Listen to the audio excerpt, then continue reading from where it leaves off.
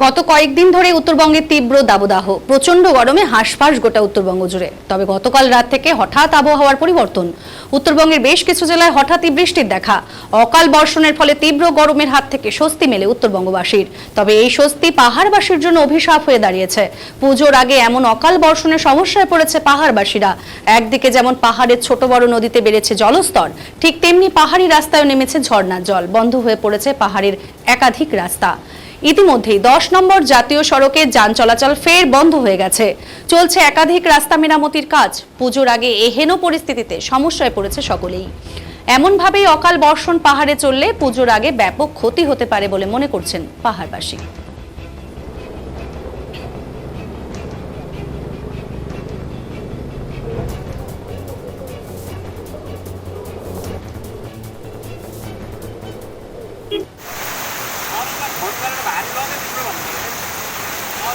भारी